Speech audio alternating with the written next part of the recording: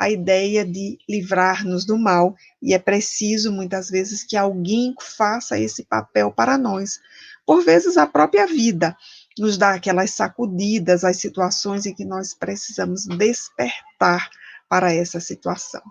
Então, vejamos que no nosso nível evolutivo, né, nós estamos imersos, nós estamos às voltas, nós estamos no mundo de provas e expiação, e conforme a descrição do Evangelho segundo o Espiritismo, no mundo de provas e expiação, o mal, em todas as suas possibilidades, ele ainda, ou ele predominantemente, constitutivamente, melhor dizendo, ele se mostra frequente. O mal é constitutivo de um mundo de provas e expiação, porque os espíritos que nele habitam não fizeram ainda o seu processo de transformação moral.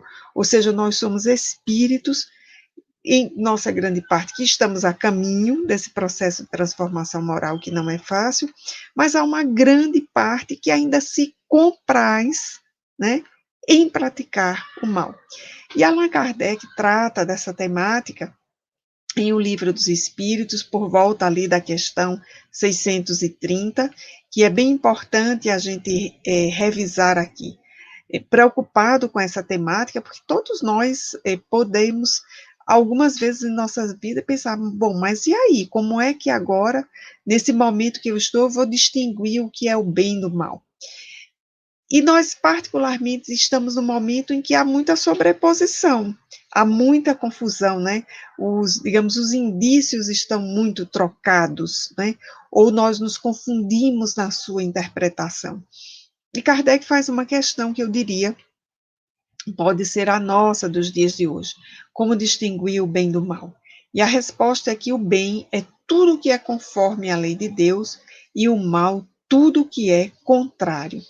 E vejamos que como essa instrução do Livro dos Espíritos é uma instrução que pertence ao conhecimento da humanidade. O bem é conforme à lei de Deus. E aí, como é que nós entendemos a lei de Deus? Nós entendemos pelo menos com 3 modelos. Nós entendemos com o modelo dos 10 mandamentos, nós entendemos com o modelo do Sermão do Monte, as bem-aventuranças especificamente, nós entendemos com o modelo das leis morais.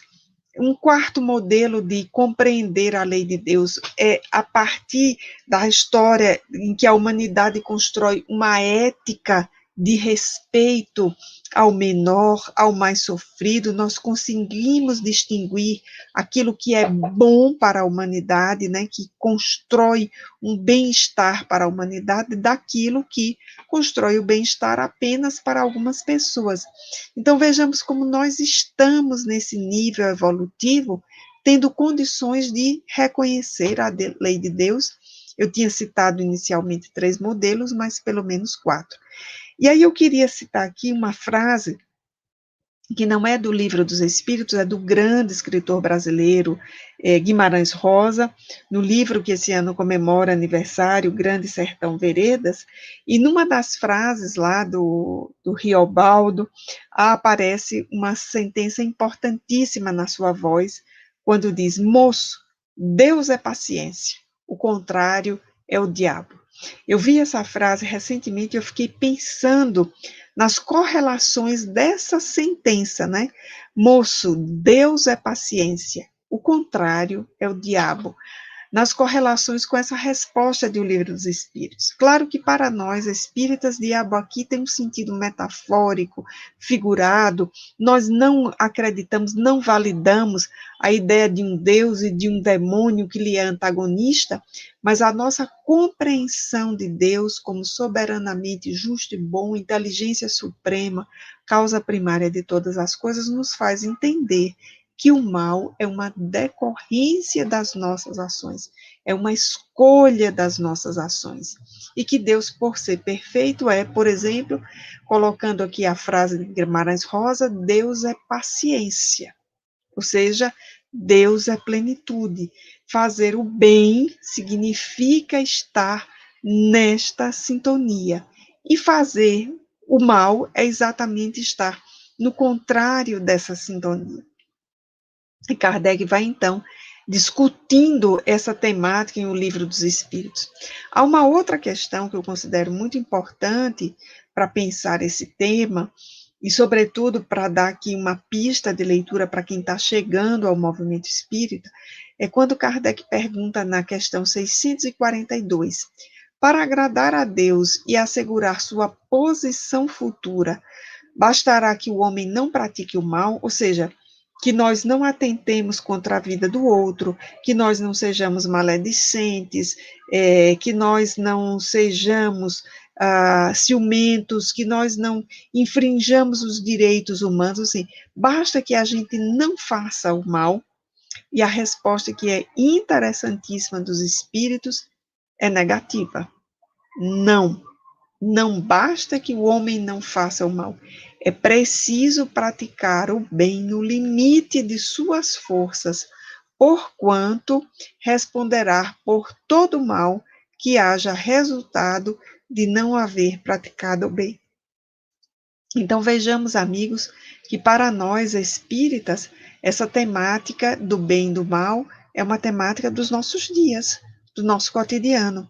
A pergunta vai mais além do que a simples ação egoísta, porque a ação egoísta seria, não, eu não fiz o mal, não fui eu que fiz, eu não sou responsável. Mas a perspectiva espírita, ela nos leva a ver que não é uma questão de não fazer o mal, mas a grande questão é fazer o bem no limite das nossas forças, porque nós seremos responsáveis por todo o mal que decorra das lacunas de não termos praticado o bem. Então, para nós, interessa, de fato, nós nos libertarmos do mal que trazemos em nós, e não somente daquele que ingenuamente nós dizemos, vem do outro, está no outro, nos atinge, e para isso nós precisamos desenvolver o grande antídoto que é praticar o bem. E aí, dizendo isso, nós vamos nos remeter à leitura do livro Liberta-te do Mal, de Joana de Ângeles, que é esse livro que eu tenho lido tanto na tentativa de compreendê-lo de forma mais profunda. No seu prefácio, ela diz que para nós estão colocadas duas alternativas. A primeira delas é nos libertarmos do mal, se nós já tivermos imiscuído a ele, ou seja, se nós já estivermos misturado a ele, e aí nós vamos precisar identificar as suas várias faces, né?